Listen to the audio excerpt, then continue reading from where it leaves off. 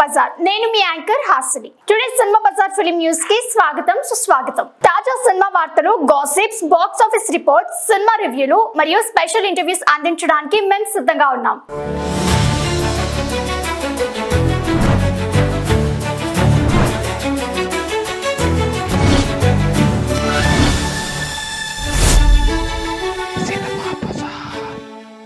నేను ఇంకా పూర్తిగా కోలుకోలేదు.